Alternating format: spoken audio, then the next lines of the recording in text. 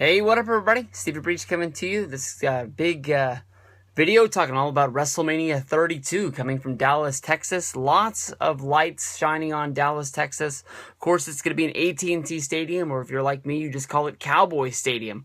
This is going to be a big one for the fact that I think a lot of people are looking at this to be Undertaker's last match. This video is about Jim Ross, who was doing a Q&A up on jrsbarbecue.com, and during that, he was basically asked if, what was going to happen with Undertaker. Is he going to wrestle again? Is he going to do this, that, or the other? Is this going to be the year that he goes into the Hall of Fame and that's going to be it? Or is he going to go out there and have one more match? Honestly, Jim Ross said that he didn't share the same feelings, that the match had been overlooked. He sees Taker, showing up this year at WrestleMania and having one more match, but this being it.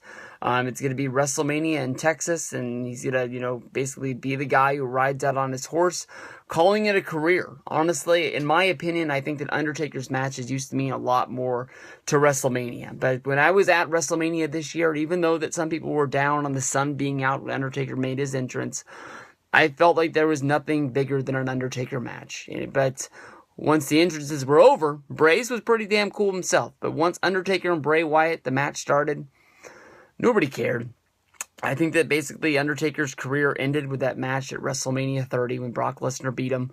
It was a big, huge surprise, but honestly, in my mind, even if you would have held off a year, I think that, WrestleMania 32 should be the year that Undertaker shows up to the Hall of Fame, basically says, this is it. Ends the Undertaker gimmick. Maybe he shows up on a Monday Night Raw, a throwback old school Raw or something like that. You bring out Taker, you hear the gong, he makes the entrance. That's basically all that you need to see. Honestly, I think that Taker is a hell of a guy. He's a damn good wrestler. I honestly wouldn't put him in my top 5, but he probably might sneak into my top 10.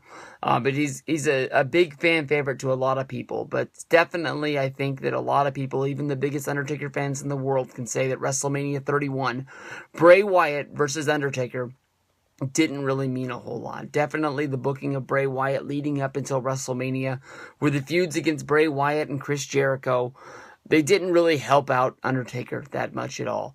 Undertaker, has always gone up against one of the biggest and best opponents in WWE. If you talk about from WrestleMania's on, from Batista, Edge, Triple H, Shawn Michaels, Brock Lesnar, Bray Wyatt doesn't fit into that equation. It was almost like he went back in time and he was wrestling against Jimmy the Superfly Snuka at the end of his career, Jake the Snake Roberts nearing the end of it where his career is. Matches that just didn't really mean a whole lot to the landscape of what WWE is. If you want Undertaker's last match at WrestleMania 23 to mean something, you put Undertaker in the ring against John Cena. That is a match that will matter. Even though the streak isn't there, you don't use Undertaker to try and help out lesser talent that doesn't really mean anything. What did Bray Wyatt do at Extreme Rules? I don't know. I only know that Undertaker, I only know that Bray Wyatt is going in to Battleground wrestling against Roman Reigns in a match that honestly I don't care about. I don't care about Bray Wyatt sitting around having a tea party with Roman Reigns' daughter, and then basically when Roman Reigns runs to the back, he's not there. That's no heat for me. It doesn't mean anything. I understand that Brock is back and Brock is getting a shot at Rollins, so you want to keep Roman Reigns out of the title picture. That doesn't matter to me. It just doesn't matter. I want to see Undertaker have the biggest match to end his career, and if you're going to do it, it's got to be against John Cena at WrestleMania 32.